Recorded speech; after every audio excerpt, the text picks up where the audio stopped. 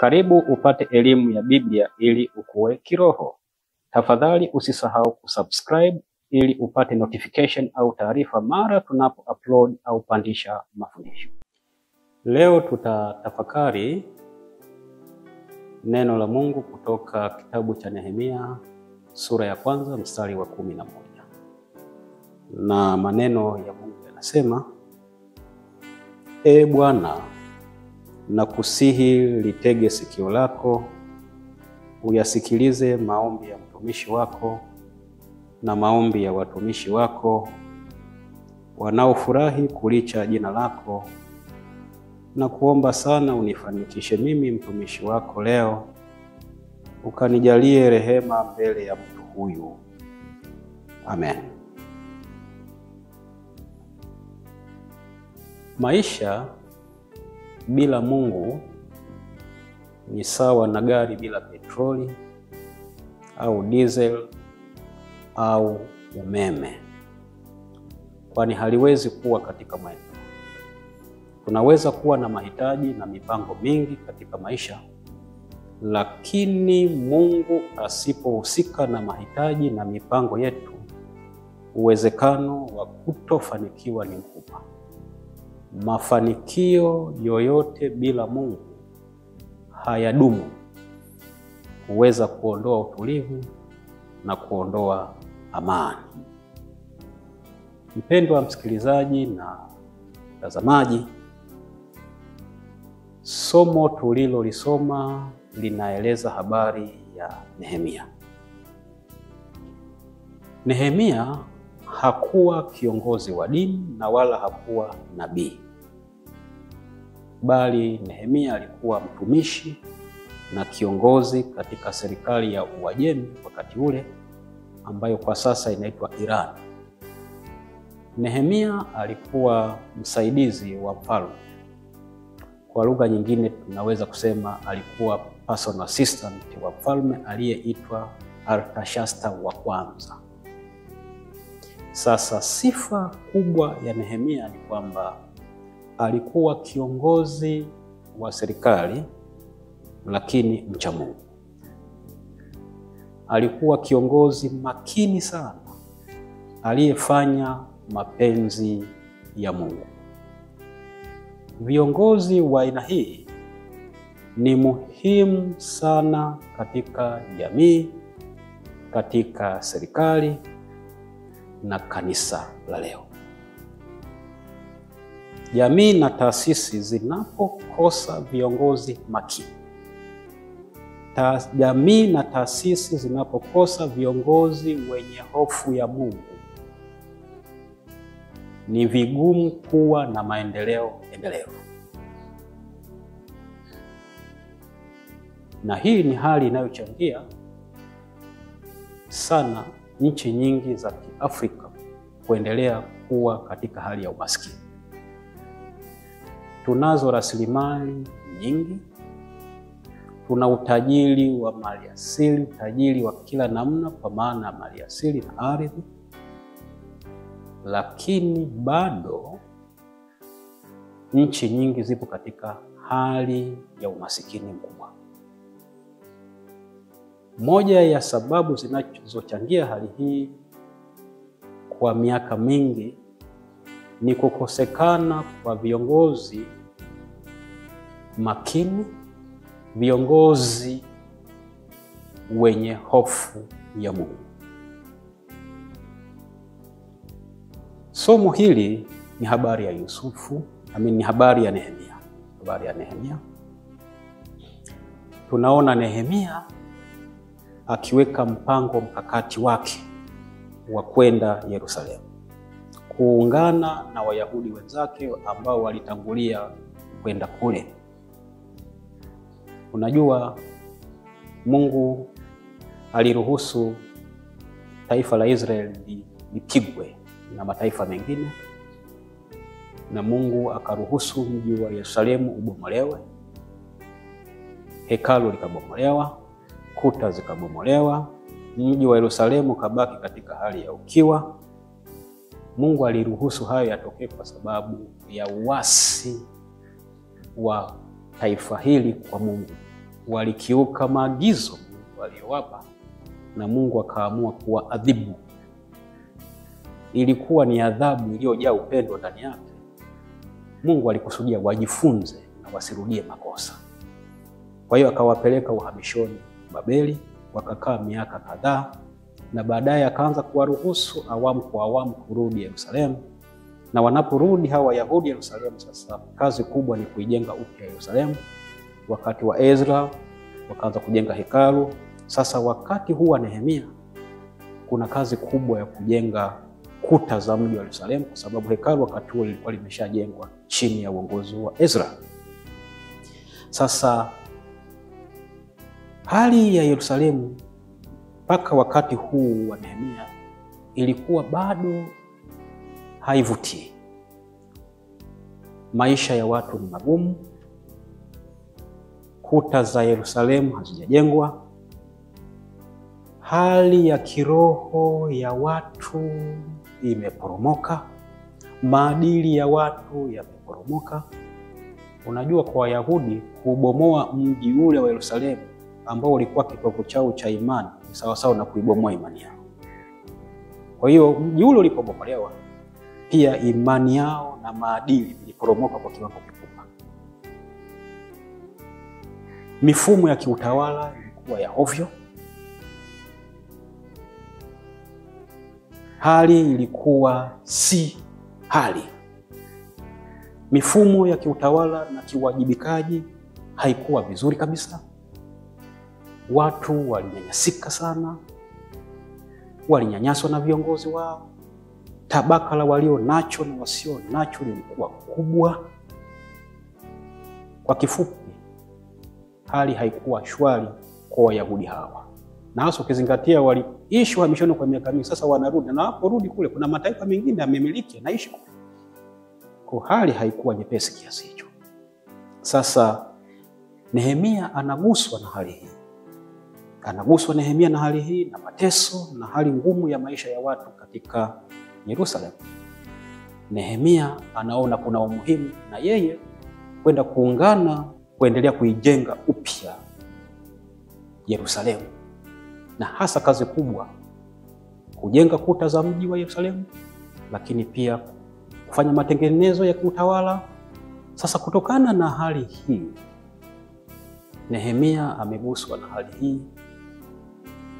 Anaona kuna umuhimu wa kwenda Yerusalemu kuweza kushirikiana na wenzake kuijenga tena. Sasa changamoto kubwa aliyokuwa nayo Nehemia wakati ule ni kwamba, najua Nehemia sasa ni mtumishi wa serikali na ni kiongozi na ni mtu wa karibu sana na mfalme, na mfalme anamtegemea sana. Kumbuke alikuwa na jukumu la kuwa personal assistant, ni mnyweshaji wa mfalme, ndiye aliyekuwa anahakikisha usalama wa vyakula vya mfalme kabla hajala, yeye ndio kuhakikisha usalama wake. Alikuwa ni mtu muhimu. Sasa Nehemia alipata changamoto kubwa na fikra nyingi kwamba hivi sasa nitafanyaje? Swali kubwa ni kwamba hivi nikienda kwa mfalme kumweleza na kumwomba ruhusa, atanielewa? Atakubali kunipa ruhusa? Kwa alikuwa kwenye wimbi kubwa la mawazo. Atanielewa mkuu bosi wangu? Ataniruhusu? Ana maswali kuhusu bosi wake, halafu huko ana upande mwingine ana maswali kuhusu hali ya Yerusalemu. Yupo kwenye dilema, yupo njia panda. Kwa maneno mengine, kwa vyote alikuwa na msongo wa mawazo. Anaona umuhimu wa kwenda Yerusalemu, lakini wakati huo huo anafikiria, je, bosi wangu ataniruhusu? Je, atanielewa? Sasa kama tunavyofahamu, Nehemia alikuwa mcha Mungu. Na kwa kuwa alikuwa mcha Mungu, aliona mambo haya ni mazito. Akachukua hatua ya kumshirikisha Mungu kwanza hitaji lake, ili Mungu ampe hekima, ili Mungu ampe ujasiri wa kuzungumza na bosi wake, ili amwelewe na baadaye aweze kumruhusu. Kwanza anapeleka hitaji lake kwa Mungu kwanza. Sasa somo tulilolisoma hili la Nehemia 1:11 ni maombi ya Nehemia kwa Mungu. Nehemia aliomba akisema, na kuomba sana unifanikishe mimi mtumishi wako, leo umjalie rehema mbele ya mtu huyu. Mtu huyu anayetajwa hapa ni yule bosi wake, Mfalme Artashasta. Nehemia alijua anachohitaji. Hata hivyo aliona kwa nguvu na uwezo wake asingefanikiwa katika mpango wake. Akamshirikisha Mungu. Sasa matokeo ya kumshirikisha Mungu yalikuwa ni yapi? Kwanza, alipokutana na kuzungumza na mfalme, yaani bosi wake, mambo yalikuwa mepesi. Na pili, mfalme alimwelewa, akampa kibali cha kuondoka, au alimpa ruhusa ya kuondoka, tena akampa na walinzi juu, kitu ambacho hakutazamia kabisa. Yaani unapewa ruhusa alafu unapewa na walinzi, msafara. Hili lilikuwa jambo kubwa sana. Lakini jambo la tatu, mfalme aliweza kumpa Nehemia nyaraka zote muhimu za safari, nyaraka za kumwezesha kupata kibali cha ujenzi, cha kukata maliasili ya misitu, kwa sababu alikuwa anahitaji miti na rasilimali zingine kwa ajili ya ujenzi. Kwa hiyo kama kiongozi alikuwa mfano wa kufuata taratibu, kwa sababu alikuwa na kila sababu ya kutumia mamlaka yake kusema tu leteni, leteni, leteni. Lakini Nehemia alikuwa mcha Mungu na mnyenyekevu, pamoja na mamlaka aliyokuwa nayo, pamoja na ushawishi aliyokuwa nao kwa kiongozi wake. Kumbuke huyu ni mtu wa karibu na mfalme, lakini alifuata taratibu. Wakati mwingine kuna watu hawafuati taratibu zilizopo kwa sababu tu ni viongozi. Wakati mwingine mimi nashangaga magari ya viongozi kadha wa kadha, wengine wanaambiwa wasiende speed, lakini unakuta wengine wao wako speed, madereva wao speed. Na mahali pengine unaweza kukuta viongozi ndio, baadhi ya viongozi ndio wanaoongoza kwa kuvunja taratibu. Nehemia anatufundisha kitu kikubwa hapa. Yeye alifuata taratibu, akaomba vibali. Watu wasitumie mamlaka yao vibaya. Nehemia hakutumia mamlaka yake vibaya. Akahakikisha anapata nyaraka zote muhimu na kibali cha kukata misitu ili wapate miti kwa ajili ya ujenzi. Nehemia sura ya 2 mstari wa 4 hadi wa 9. Nehemia alikuwa kiongozi mnyenyekevu sana, tena kiongozi aliyetambua mipaka yake. Pendwa msikilizaji na mtazamaji, somo hili linatufundisha mambo makubwa matatu, na kichwa kinachotuongoza katika somo hili inasema Mungu atakufanikisha. Mungu atakufanikisha. Pendwa, kwanza somo hili lina kufundisha na linafundisha na mimi kwamba tambua mipaka yako.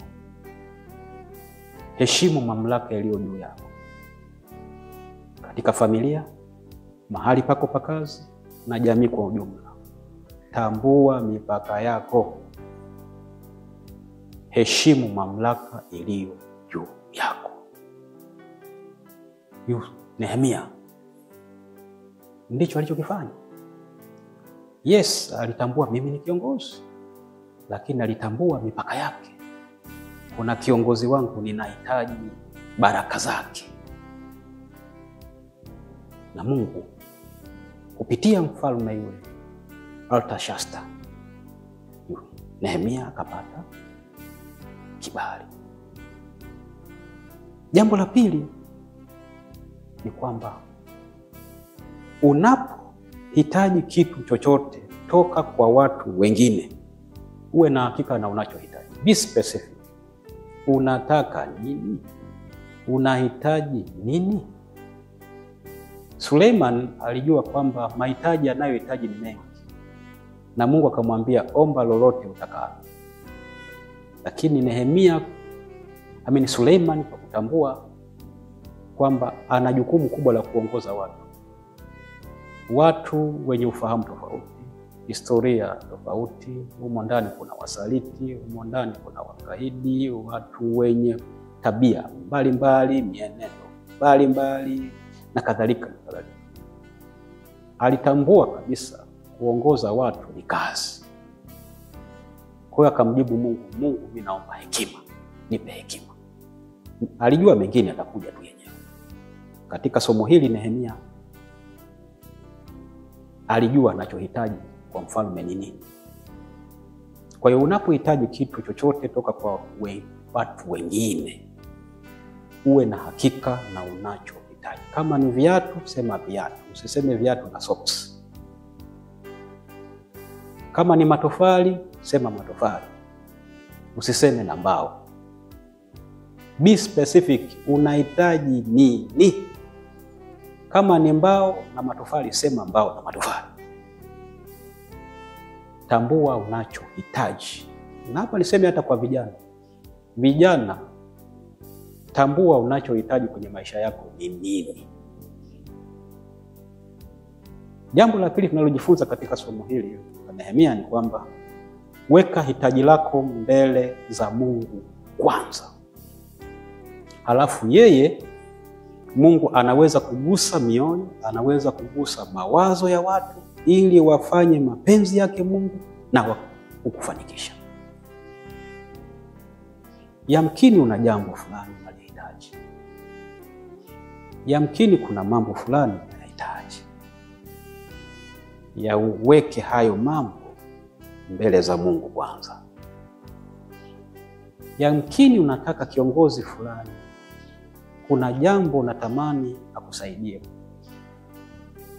Yamkini kuna mtu fulani unatamani akusaidie jambo fulani. Yamkini kuna jambo unalolihitaji. Weka hitaji lako mbele za Mungu kwanza. Halafu anaweza kugusa mioyo na mawazo ya watu ili wafanye mapenzi yake Mungu na kukufanikisha. Mungu akubariki. Tafadhali usisahau kusubscribe ili upate notification au taarifa mara tunapo upload au pandisha mafundisho.